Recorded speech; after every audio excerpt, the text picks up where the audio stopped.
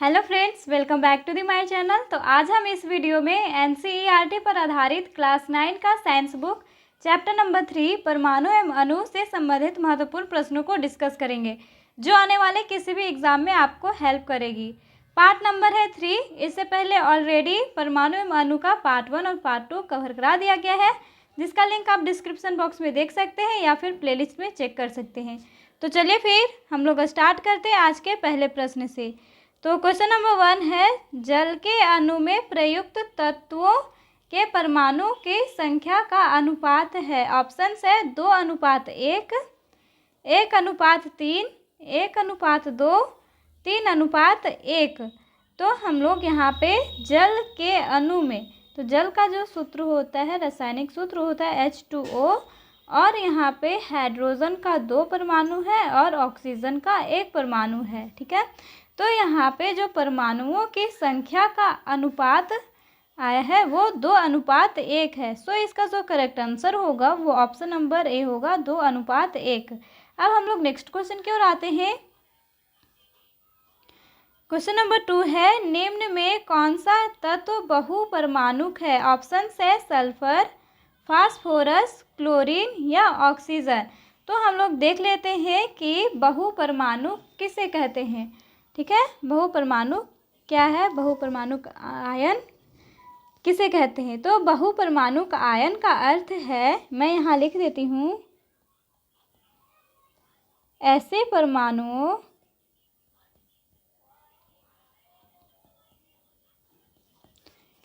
के समूह जिन पर कुल आवेश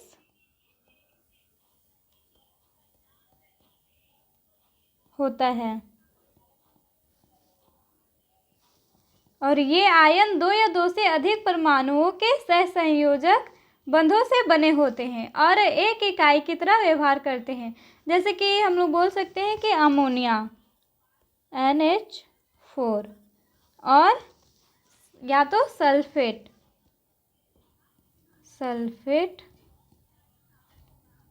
SO4 और यहाँ पे 2, और ये क्या है, अमोनिया।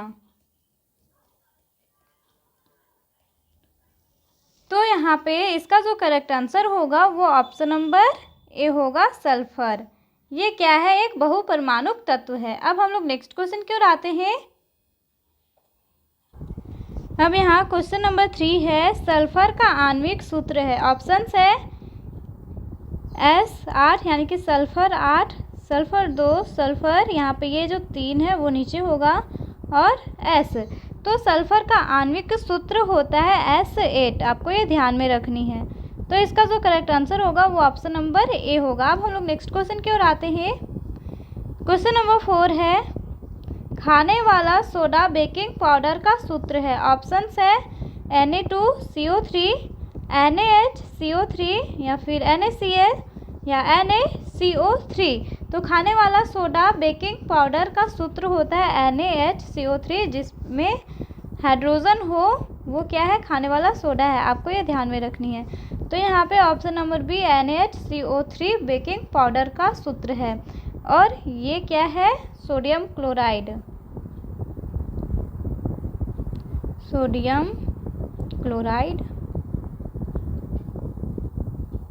जो कि एक किसका सूत्र है, नमक का सूत्र है, आपको ये ध्यान में रखनी है। और NaHCO3 इसका मतलब है सोडियम हाइड्रोजन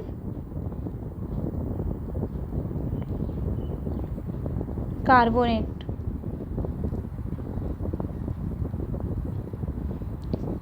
और Na2CO3 इसका मतलब है कि सोडियम कार्बोनेट। ठीक है, सोडियम कार्बोनेट। और ये धोने वाले सोडा का नाम है, आपको ये ध्यान में रखनी है। धोवन, जिसे हम लोग धोवन सोडा के नाम से भी जानते हैं, धोवन सोडा। और ये था बेकिंग पाउडर, बेकिंग पाउडर और ये सोडियम क्लोराइड नमक, और ये क्या है, सोडियम कार्बोनेट, ये भी सोडियम कार्बोनेट है। आपको ये ध्यान में रखनी है, लेकिन ये इसका क्या है, सही नाम है। अब हम लोग नेक्स्ट क्वेश्चन की ओर आते हैं। क्वेश्चन नंबर 5 है, डाल्टन के अनुसार परमाणु गोलाकार है, परमाणु अविभाज्य है, परमाणु के केंद्र में नाभिक है, आवेशित कणों से बना है। तो डाल्टन के अनुसार परमाणु अविभाज्य है, तो इसका जो करेक्ट आंसर होगा वो ऑप्शन नंबर बी होगा, परमाणु अविभाज्य है। अब हम लोग नेक्स्ट क्वेश्चन की ओर आते हैं। क्वेश्चन नंबर 6 है, 18 ग्राम जल में ऑक्सीजन की कितनी मात्रा है? ऑप्शंस है 4 ग्राम, 8 ग्राम, 12 ग्राम या 16 ग्राम। तो यौगिक जल में हाइड्रोजन एवं ऑक्सीजन के द्रव्यमानों का अनुपात सदैव 1:8 होता है, चाहे जल का स्रोत कोई भी हो। और इसी प्रकार यदि 9 ग्राम जल का जो अपघटन करे तो सदैव 1 ग्राम क्या रहेगा, हाइड्रोजन, और 8 ग्राम ऑक्सीजन। तो अब यहाँ पे पूछा जा रहा है हमें कि 18 ग्राम, जब 9 ग्राम देखें तो 1:8 में हमेशा क्या रहता है, जल का द्रव्यमान। ठीक है, ये 9 ग्राम जल है, तो 9 ग्राम जल में 8 ग्राम ऑक्सीजन है, ऑक्सीजन, और 1 ग्राम हाइड्रोजन।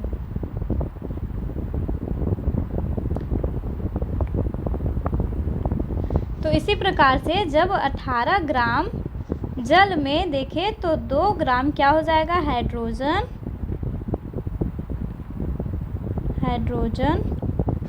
और 16 ग्राम ऑक्सीजन।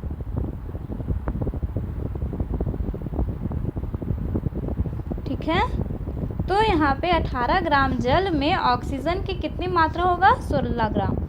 तो इसका जो करेक्ट आंसर होगा वो ऑप्शन नंबर डी होगा। अब हम लोग नेक्स्ट क्वेश्चन की ओर आते हैं। क्वेश्चन नंबर 7 है, यौगिक X और Y की संयोजकताएं क्रमशः 3 और 4 है, उनसे निर्मित यौगिक का अनुसूत्र क्या होगा? तो चलिए हम लोग अनुसूत्र निकालते हैं। तो यहाँ है X और ये है Y, और संयोजकता इन लोग का दिया हुआ है। X की जो संयोजकता है वो 3 है और Y की संयोजकता 4 है। अब हम लोग क्रिस क्रॉस मल्टीप्लाई करेंगे, तो यहाँ पे X 4 और Y 3। तो यहाँ ऑप्शन नंबर ए में दिख रहा है कि X 4 और Y 3 है, तो इसका जो करेक्ट आंसर होगा वो ऑप्शन नंबर ए होगा, X 4 Y 3। अब हम लोग नेक्स्ट क्वेश्चन की ओर आते हैं। क्वेश्चन नंबर 8 है, कौन सा तत्व मुक्त परमाणु के रूप में पाया जाता है? ऑप्शंस है हाइड्रोजन, ऑक्सीजन, क्लोरीन या आर्गन। तो यहाँ पे आर्गन है, वो आर्गन तत्व मुक्त परमाणु के रूप में पाया जाता है, तो इसका जो करेक्ट आंसर होगा वो ऑप्शन नंबर डी होगा। तो अब यहाँ पे क्वेश्चन उठता है कि आर्गन मुक्त परमाणु के रूप में क्यों पाया जाता है? तो इसका आंसर होगा कि आर्गन एक अक्रिय गैस होने के कारण, आर्गन एक क्या है, अक्रिय गैस है होने के कारण मुक्त परमाणु के रूप में पाया जाता है। जब हम लोग आर्गन का इलेक्ट्रॉनिक विन्यास निकालते हैं तो क्योंकि आर्गन का जो क्रमांक होता है वो 20 होता है, और आर्गन का इलेक्ट्रॉनिक विन्यास 2, 8, 8 ये होता है आर्गन का इलेक्ट्रॉनिक विन्यास, और इसका जो बाहरी इलेक्ट्रॉन कोश पूरा रहता है, जिससे यह अन्य परमाणु के साथ इलेक्ट्रॉनों को साझा करने या ग्रहण करने की आवश्यकता नहीं होती है किसी आर्गन की। ठीक है, इसीलिए यह स्वतंत्र रूप से मौजूद रहता है और 2 या 2 से अधिक आर्गन परमाणुओं के बीच में कोई बंधन नहीं बनता है। आपको ये ध्यान में रखनी है। अब यहाँ ये क्लोरीन है, तो क्लोरीन का जो इलेक्ट्रॉनिक विन्यास होता है और इसका क्रमांक 17 होता है, और इलेक्ट्रॉनिक विन्यास 2, 8 और 7 है। तो इसका जो बाहरी कोश होता है वो 1 इलेक्ट्रॉन की इसमें कमी होती है। तो क्लोरीन क्या करता है, की एक ग्रहण करता है, ठीक है। इसीलिए ये मुक्त परमाणु के रूप में नहीं पाया जाता है। और इसी प्रकार से ऑक्सीजन में भी इसका जो परमाणु क्रमांक होता है वो 8 होता है और इसका जो इलेक्ट्रॉनिक विन्यास है 2 और 6 है। तो अभी भी इसके बाहरी कोश में 2 इलेक्ट्रॉनों की कमी है। तो ये भी क्या करता है कि दूसरे परमाणुओं से ये इलेक्ट्रॉन को ग्रहण करता है और ऋण आवेश बनाता है। आपको ये ध्यान में रखनी है। और हाइड्रोजन का तो ये 1 होता है, तो इसके भी बाहरी कोश में जो 1 इलेक्ट्रॉन की कमी होती है, आपको ये ध्यान में रखनी है। तो अब तो आपको समझ में आ ही क्या होगा कि ये जो आर्गन है वो मुक्त परमाणु के रूप में क्यों पाया जाता है। अब हम लोग नेक्स्ट क्वेश्चन की ओर आते हैं। क्वेश्चन नंबर 9 है, कार्बन डाइऑक्साइड के सभी नमूनों में कार्बन और ऑक्सीजन की द्रव्यमानों का अनुपात हमेशा 3:8 रहता है। यह किस नियम के अनुकूल है? ऑप्शंस है द्रव्यमान संरक्षण का नियम, स्थिर अनुपात का नियम, अपवर्तन अनुपात का नियम या गैसीय आयतन का नियम। तो कार्बन डाइऑक्साइड के सभी नमूनों में कार्बन और ऑक्सीजन के द्रव्यमानों का अनुपात हमेशा 3:8 रहता है। यहाँ पे जो अनुपात है वो हमेशा क्या रहता है? नियत रहता है, ठीक है। तो यहाँ पे क्या होगा कि यह किस नियम के अनुकूल है? तो ये किस स्थिर अनुपात नियम के अनुकूल है। तो इसका जो करेक्ट आंसर होगा वो ऑप्शन नंबर बी होगा, स्थिर अनुपात का नियम। अब यहाँ पे है द्रव्यमान संरक्षण का नियम क्या है।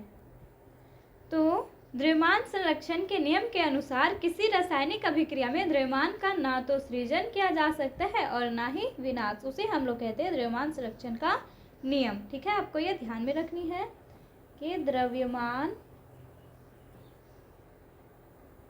संरक्षण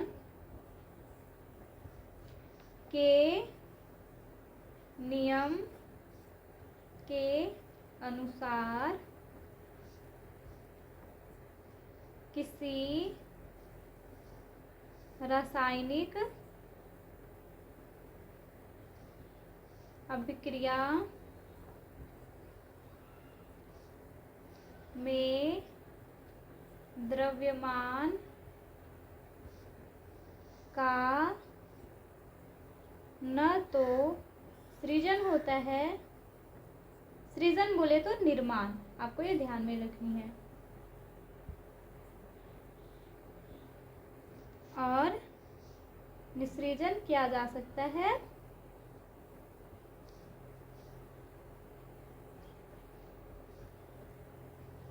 और ना ही विनाश, आपको ये ध्यान में रखनी है। अब हम लोग नेक्स्ट क्वेश्चन की ओर आते हैं। क्वेश्चन नंबर 10 है, तत्व के वे सूक्ष्मतम कण जो मुक्त रूप में नहीं रहते हैं किंतु सभी रासायनिक अभिक्रिया में भाग लेते हैं कहलाते हैं। ऑप्शंस है अणु, नाभिक, परमाणु या पिंड। तो तत्व के वे सूक्ष्मतम कण जो मुक्त रूप में नहीं रहते हैं किंतु सभी रासायनिक अभिक्रिया में भाग लेते हैं उसे हम लोग परमाणु कहते हैं। तो इसका जो करेक्ट आंसर होगा वो ऑप्शन नंबर सी होगा, परमाणु। अब हम लोग नेक्स्ट क्वेश्चन की ओर आते हैं। अब क्वेश्चन नंबर 11 है, तत्व ए और बी की संयोजकताएं क्रमशः 3 और 2 है। इन तत्वों के संयोग से बने यौगिक का सूत्र है, ठीक है। तो चलिए हम लोग अभी इसका सूत्र बनाते हैं। यहाँ पे 2 तत्व है ए और बी जिसकी संयोजकताएं हैं,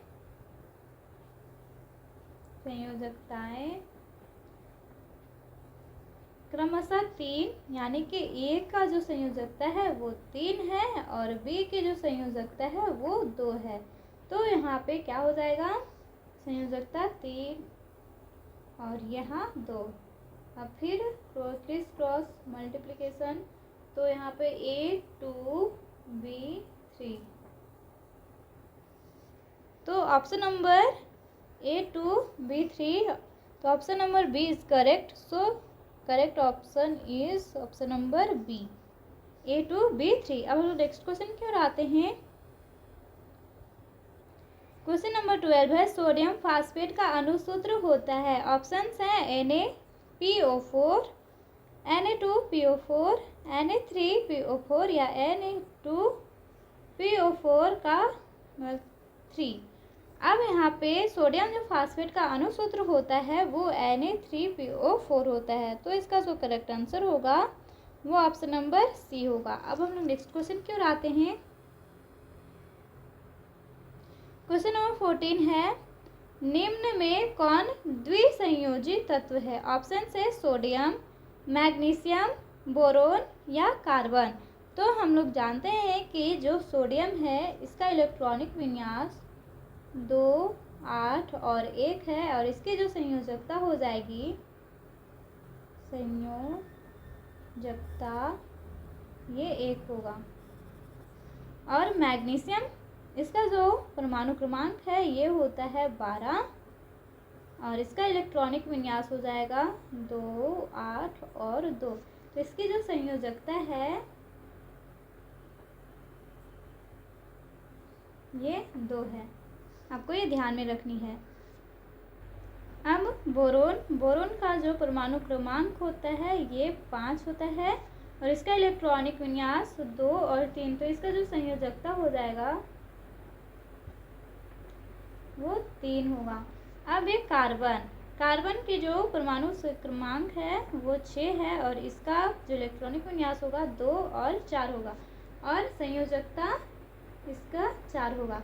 तो अब यहाँ पे पूछा जा रहा है द्विसंयोजी, तो जिसका संयोजकता 2 है उसे हम लोग कहते हैं द्विसंयोजी तत्व। तो मैग्नीशियम यहाँ द्विसंयोजी तत्व है, सो इसका जो करेक्ट आंसर होगा वो ऑप्शन नंबर बी होगा। अब हम लोग नेक्स्ट क्वेश्चन की ओर आते हैं। क्वेश्चन नंबर 15 है, परमाणु द्रव्यमान इकाई है। ऑप्शन है कार्बन 12 परमाणु के द्रव्यमान का 12वां भाग। ऑप्शन बी है ऑक्सीजन 16 परमाणु के द्रव्यमान का 16वां भाग। हाइड्रोजन परमाणु के द्रव्यमान के बराबर या उपरोक्त में से कोई नहीं। तो परमाणु द्रव्यमान इकाई है कार्बन 12 परमाणु के द्रव्यमान का 12वां भाग। अब हम लोग नेक्स्ट क्वेश्चन की ओर आते हैं। क्वेश्चन नंबर 16 है, जल के एक अणु में परमाणुओं की संख्या होती है। ऑप्शन है 2, 3, 4 या 5। तो जल H2O के एक अणु में कुल 3 परमाणु होते हैं। यहाँ पे 2 हाइड्रोजन के और प्लस में 1 ऑक्सीजन के, तो कुल हुए 3 परमाणु। तो जल के एक अणु में परमाणुओं की संख्या 3 होती है। सो इसका जो करेक्ट आंसर होगा वो ऑप्शन नंबर बी होगा। अब हम लोग नेक्स्ट क्वेश्चन की ओर आते हैं। क्वेश्चन नंबर 17 है, 500 BC में किस दार्शनिक ने सर्वप्रथम परमाणु शब्द का प्रयोग किया? ऑप्शन है कनाद, डाल्टन, डेमोक्रेटिक या रदरफोर्ड। तो 500 BC में कनाद जो ये क्या थे, भारतीय दार्शनिक थे। ये कौन थे? भारतीय दार्शनिक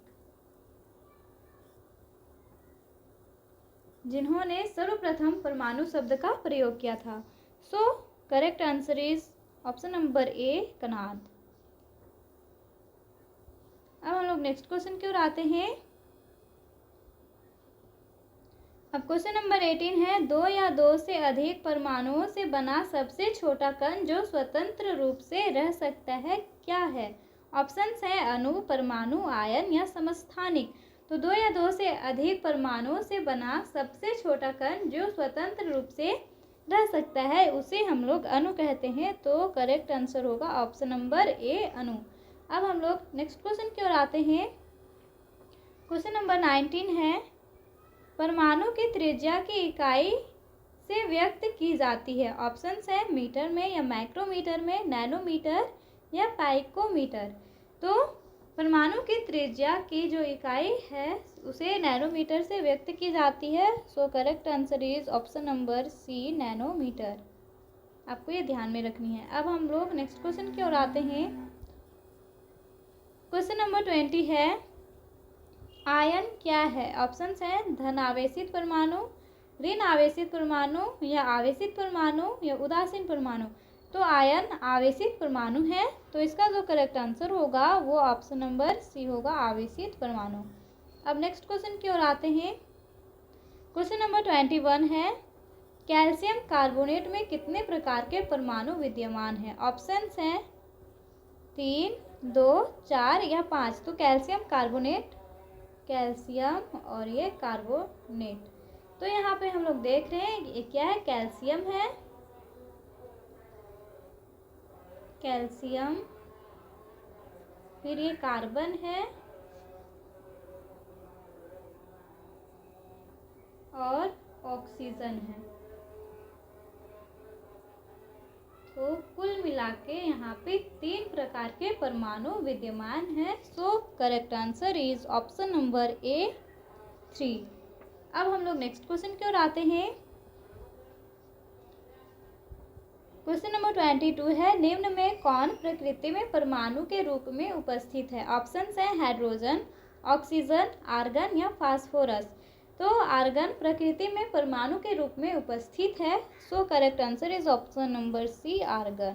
अब हम लोग नेक्स्ट क्वेश्चन की ओर आते हैं। अब क्वेश्चन नंबर 23 है, 9 ग्राम जल में ऑक्सीजन की कितनी मात्रा होती है? तो हम लोगों ने पहले डिस्कस कर चुके हैं कि 9 ग्राम जल में 1 ग्राम हाइड्रोजन